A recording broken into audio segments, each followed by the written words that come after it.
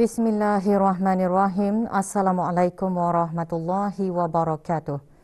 Ke bawah Duli Yang Maha Mulia Paduka Seri Baginda Sultan Haji Hassan Al-Bolkiah Muizzuddin Wad Daulah, Ibni Almarhum Sultan Haji Omar Ali Saifuddin Saadul Khariwaddin, Sultan dan Yang di-Pertuan Negara Brunei Darussalam telah berkenan menghantar titah-titah perutusan tahniah kepada His Highness Sheikh Tamim bin Hamad At-Thani Amir Qatar.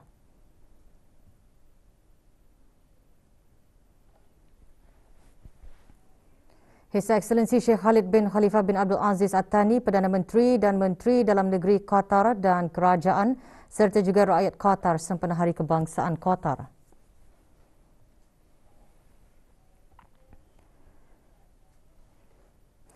Sembilan kes baharu jangkitan COVID-19 disahkan kemarin yang membawa jumlah keseluruhan kes kepada 15,385 orang. Yang berhormat Datuk Seri Setia Dr. Haji Awang Muhammad Isham bin Haji Jaafar, Menteri Kesihatan memaklumkan perkara tersebut semasa sidang media situasi terkini jangkitan COVID-19 di Dewan Al-Afiah Kementerian Kesihatan.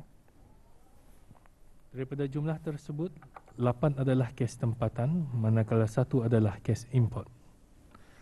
Jumlah kes baru ini adalah hasil daripada 3,445 jumlah ujian makmal yang dilakukan dalam tempoh 24 jam yang lalu. Oleh itu, kadar kes positif ialah sebanyak 0.3%. Di kalangan kes-kes yang sedang dirawat di Pusat Pengasingan Kebangsaan, tidak ada kes dalam kategori 4 dan 1 kes adalah dalam kategori 5, iaitu yang memerlukan bantuan mesin pernafasan dan dirawat di unit rawatan intensif. Sementara itu, tidak ada kematian dikaitkan dengan COVID-19 telah dicatatkan dalam masa 24 jam yang lalu. 16 kes telah disahkan sembuh, membawa jumlah kes yang sembuh di negara Brunei Darussalam kepada 15,074 kes. Manakala jumlah kes aktif ialah sebanyak 211 kes. Sementara itu, kadar pengisian pusat-pusat pengasingan di seluruh negara atau bed occupancy rate ialah sebanyak 4.7%. Menteri Kesihatan turut menyatakan mana-mana pekerja dari premis perniagaan swasta yang dibenarkan bertugas tetapi belum melengkapkan vaksinasi COVID-19 disarankan melakukan ujian ART di Pusat Pensijilan ART yang diiktiraf oleh Kementerian Kesihatan. Turut dikongsikan pencapaian program vaksinasi kebangsaan pada 16 Disember 2021. Kadar keseluruhan penduduk yang telah menerima sekurang-kurangnya 1 dos vaksin ialah 94.3%. Kadar bagi yang telah menerima 2 dos vaksin ialah 91.6%, manakala kadar bagi yang telah menerima 3 dos ialah 5.6%. Kementerian Kesihatan ingin memberi peringatan kepada para pekerja di premis-premis perniagaan swasta, termasuk pejabat atau premis perkilangan yang dibenarkan untuk bertugas tetapi belum melengkapkan vaksinasi COVID-19 untuk melakukan ujian ART di mana-mana pusat pensijilan ART yang diiktiraf oleh Kementerian Kesihatan, seperti mana yang telah diterangkan sebelum ini, dan bukannya pergi ke pusat-pusat swab untuk mengambil ujian RT-PCR. Dalam fasa endemik ini, ujian RT-PCR hanya akan diperlukan bagi tujuan pengesahan jika ujian ART telah didapati positif atau jika seseorang itu mengalami tanda-tanda jangkitan. Pengurus-pengurus premis perniagaan swasta juga telah diberikan peringatan tegas untuk tidak mengambil kesempatan mengarahkan para pekerja mereka menjalani ujian RT-PCR di pusat-pusat swab, sama ada di pusat-pusat kesihatan atau pusat swab pandu lalu. Sijil ujian ART yang dikeluarkan oleh pusat-pusat pensijilan ART masih tetap digunakan sebagai dokumen resmi bagi pengesahan status kesihatan sebelum memasuki premis-premis perniagaan. Sesiapa yang dikehendaki mendapati sijil ujian ART tetapi sebaliknya pergi ke pusat swab untuk mendapatkan ujian RT-PCR tidak akan dilayan. Program pertukaran pendidikan dan biasiswa bagi perkembangan SEED Kanada ASEAN memberikan para pelajar dari negara-negara anggota ASEAN peluang jangka pendek bagi pembelajaran atau penyelidikan di institusi-institusi pasca menengah Kanada di peringkat kolej, sarjana muda dan siswaza. Puan Yang Terutama Janet Stovall, Pesuruhjaya Tinggi Kanada ke negara Brunei Darussalam menjelaskan perkara tersebut semasa temu bual secara maya kemarin. Puan Yang Terutama turut menyatakan biasiswa tersebut akan membolehkan para pelajar Brunei memberi sumbangan kepada pelaksanaan matlamat pembangunan mampan di rantau ASEAN. Pendaftaran bagi tahun akademik 2022-2023 kini dibukakan dan tarikh tutup untuk menghantar permohonan ialah pada 3 Mac 2022. So Bruneian students who are interested should express their interest and submit their applications via their Bruneian educational institutions. The results for the successful applicants will be known in June or July, as students are expected to start their semesters in August or September, depending on the institution. Dalam sama-sama menjaga dan menghargai alam sekitar, Persatuan Pengakap Daerah Brunei dan Muara mengadakan majlis penyerahan anak pokok buah sumbangan Green Brunei dan Mitsubishi Corporation di Kebun Tang Salangan, Kampung Tunku Katuk.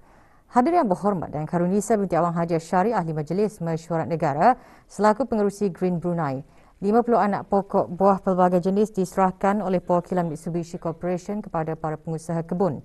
Sumbangan merupakan salah satu inisiatif di bawah projek jelajah alam sekitar anjuran Green Brunei dengan kerjasama Mitsubishi Corporation bagi meningkatkan kesedaran orang ramai, terutama sekali pelajar, tentang kepentingan menanam pokok sebagai salah satu usaha untuk menangani perubahan iklim.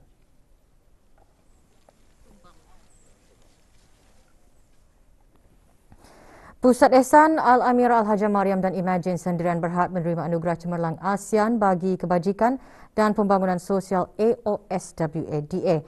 Anugerah julung kalinya diadakan di bawah kategori sektor swasta di negara Brunei Darussalam itu mengiktiraf inisiatif tanggungjawab sosial korporat bagi kerja sosial dan masyarakat termasuk kebajikan kanak-kanak. Anugerah diterima oleh Ketua Pegawai Eksekutif Imagine dan Suzana Wati binti Haji Suharju yang diadakan secara maya semasa mesyuarat pegawai-pegawai kanan mengenai kebajikan sosial dan pembangunan SOMSWD ke-17 yang dihoskan oleh Thailand. Penyampaian anugerah disaksikan oleh Dayang Hajah Nora Syikin binti Haji Johari, Setiausaha Tetap Kemasyarakatan dan Kebudayaan, Kementerian Kebudayaan Belia dan Sukan. Juga menerima anugerah perwakilan dari Pusat Ehsan Al-Amira Al-Hajjah Mariam di bawah kategori pertubuhan bukan kerajaan.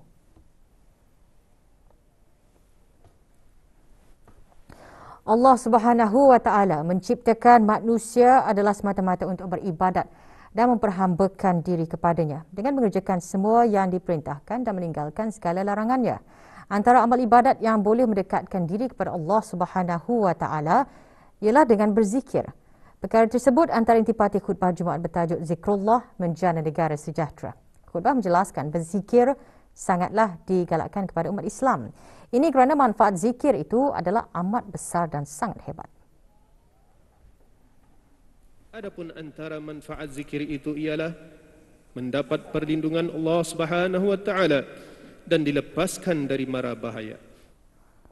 Dengan zikir, manusia mendapat perlindungan dan keredaan Allah Subhanahu wa Ta'ala. Oleh itu, kita dianjurkan supaya sentiasa berzikir dan mengingati Allah Subhanahu wa Ta'ala pada bila-bila masa dan dimanapun kita berada. Sesungguhnya amalan zikir perlu diserapkan ke dalam rutin harian kita dan biarlah amalan zikir ini menjadi satu perkara yang sebati dengan diri kita. Mudah-mudahan melalui mengamalkan zikir, negara kita akan sentiasa dalam keadaan yang aman damai dan dapat menjana kesejahteraan serta terhindar dari segala wabak, bencana dan musibah.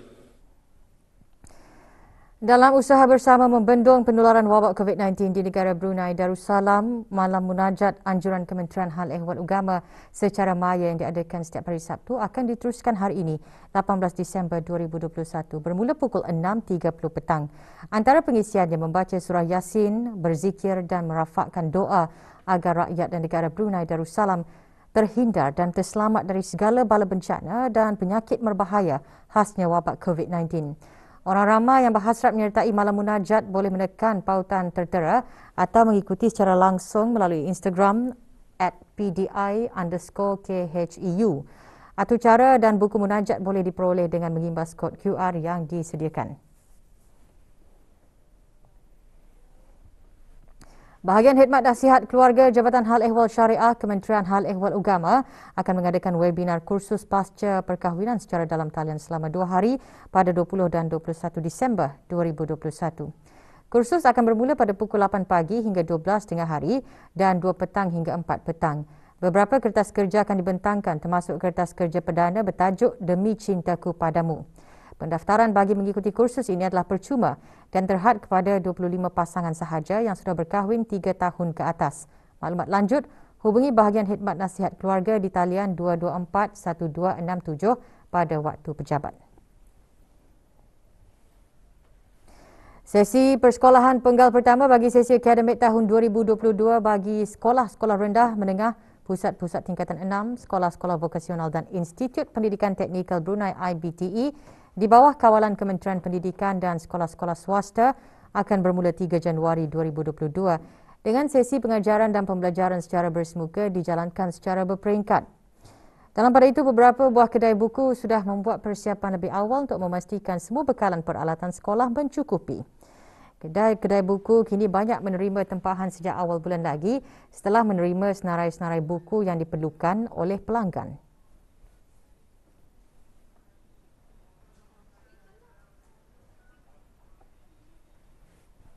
Pada masa ini ada juga customer-customer yang menghantar list-listnya awal. So kami sudah menyiapkan awal.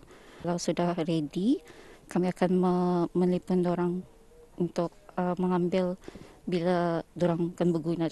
Kami sudah start awal bulan Disember ni. Sudah start, tapi dalam minggu ini kami sudah siap lah, almost siap sudah.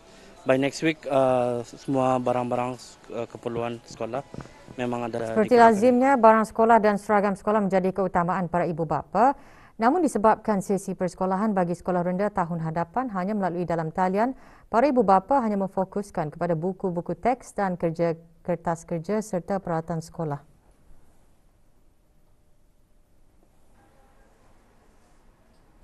Sebagai ibu bapa, tentulah harus mempersiapkan lebih awal persediaan untuk anak-anak sekolah. Walaupun masa ini sudah di dalam masa endemik, tetapi anak-anak sekolah masih belajar online. Kami sudah cuba untuk membuat persiapan mana-mana yang diarahkan dululah dari dari Kementerian Pendidikan. Mana-mana yang disuruhnya untuk menyediakan, untuk kami sediakan dulu lah. Sebabnya ia masih belajar online, jadinya sama bajunya itu pun masih juga boleh dipakai lah sekiranya balik sudah semula ke sekolah. Bank Baiduri menerima anugerah aplikasi perbankan muda ahli terbaik Brunei untuk tahun kedua berturut-turut dalam anugerah perbankan digital Keuangan Dunia 2021. Menurut Keuangan Dunia, peralihan kepada digital dipangkin oleh wabak global. Berikutan keadaan yang tidak menentu disebabkan krisis kesihatan, banyak organisasi secara tidak langsung terpaksa menggunakan digital atau menambah baik tawaran digital mereka. Bagi tahun 2021, Bank Baiduri memperkenalkan ciri baharu kepada aplikasi Be Digital yang membolehkan pelanggan menderma kepada dana bantuan COVID-19 bagi membantu membendung penularan COVID-19 di negara ini. Bagi maklumat lanjut mengenai Baiduri Be Digital, layari laman sesawang Bank Baiduri di www.baiduri.com. Aplikasi peribadi Baiduri Be Digital dapat dimuat turun di aplikasi App Store dan Google Play Store. Beralih ke berita antarabangsa, taufan Rai, taufan paling kuat melanda Filipina tahun ini mengakibatkan kerosakan teruk di beberapa bahagian tengah dan selatan Filipina termasuk Pulau Siargao. Selain memusnahkan beberapa bahagian tengah dan selatan Filipina, taufan turut mengorbankan sekurang-kurangnya 12 orang dan ratusan ribu orang kehilangan tempat tinggal. Beberapa yang terkorban dalam kejadian itu kebanyakannya disebabkan lemas dan dihempap pokok tumbang. Angka kematian juga dijangka meningkat. Presiden Filipina Tuan Rodrigo Duterte dijangka mengadakan lawatan ke tempat-tempat yang terjejas hari ini. Kerajaan Filipina ketika ini sedang memantau kerosakan yang dihadapi dan akan memberikan bantuan kepada penduduk terjejas. Figure out how much it can raise for the disaster response. The Philippines this year. Typhoon Rai left a trail of devastation across several. Sementara itu, rakaman yang dikongsi oleh pengawal pantai Filipina menunjukkan bahagian pulau percutian Siargao dilanda banjir dan mengalami kerosakan struktur. Taufan Rai dengan kelajuan angin sehingga 195 km sejam telah merosakkan rumah-rumah dan menyebabkan lebih 300,000 orang kehilangan tempat tinggal ketika ia melintasi Visayas dan Palawan. Para pegawai bencana telah menilai tahap kerosakan akibat Taufan Rai.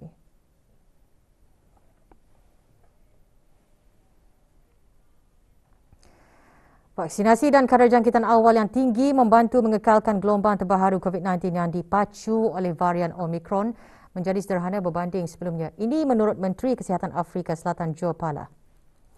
Kenyataan itu dibuat semasa taklimat secara maya semalam. Dalam sidang media sama, Michelle Groom dari Institut Kebangsaan bagi Penyakit Berjangkit berkata, walaupun kemasukan pesakit COVID-19 di hospital tinggi, namun kadarnya adalah sangat rendah berbanding semasa tempoh gelombang kedua dan ketiga. Usul tertakwal mengenai Omicron dilaporkan. Kadar jangkitan mungkin lebih tinggi berbanding varian Delta. Namun kadarnya dalam mengakibatkan sakit teruk adalah kurang, bagaimanapun masih belum dipastikan lagi. Para saintis memberi amaran terlalu awal untuk membuat kesimpulan yang kukuh. South Africa has given 44% of its adult population. Sementara itu, angka kematian akibat COVID-19 di Amerika Syarikat meningkat 8% minggu ini.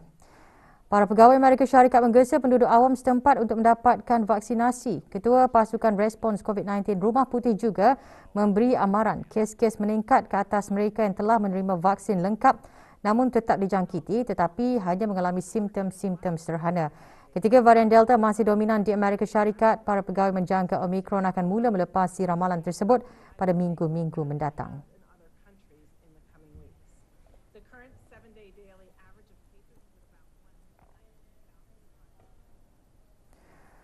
Bermula Januari tahun hadapan, Perancis akan mengurangkan tempoh antara suntikan vaksin kedua dan ketiga kepada 4 bulan dan menghendaki orang ramai menunjukkan bukti vaksinasi untuk memasuki beberapa tempat. Perdana Menteri Perancis Tuan Jean Castex berkata jarak antara kedua-dua suntikan pada ketika ini adalah 5 bulan dan pengurangan tempoh itu disebabkan kebimbangan penularan varian coronavirus Omicron. Sebagai langkah meningkatkan kesedaran orang ramai betapa pentingnya mendapatkan vaksin, Kerajaan Perancis akan memperkenalkan rang undang-undang bermula tahun hadapan bagi menggantikan pas kesihatan Perancis kepada pas vaksinasi. Perdana Menteri itu berkata penularan pantas varian Omicron antara penyebab sekatan perjalanan dikuatkuasakan dari Britain ke Perancis bermula hari ini.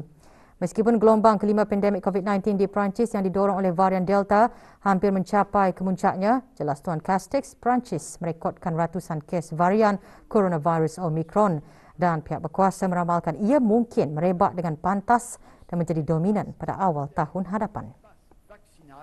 Et durcir les conditions de contrôle et de sanction contre les faux passes. Désormais, seul Gunung berapi La Palma yang memuntahkan lahar selama hampir 3 bulan kini dilaporkan kurang aktif membolehkan drone mendapat pemandangan yang jelas. Para saintis memberi amaran kepada penduduk di kawasan La Palma untuk terus berhati-hati kerana letusan masih boleh berlaku.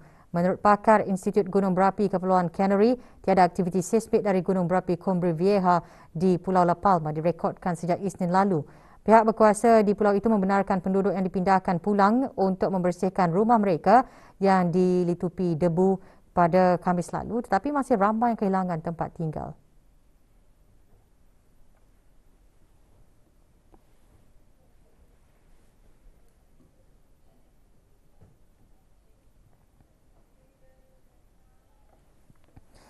Beralih ke sukan. Saingan Liga Perdana Inggeris akan diteruskan lagi malam ini dan awal pagi esok dengan 2 perlawanan.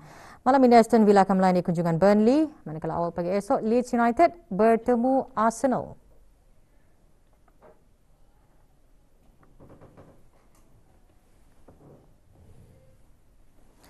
Kembali bersama rakan-rakan penyampai Rampai Pagi. Dengan itu sekian berita. Assalamualaikum warahmatullahi wabarakatuh.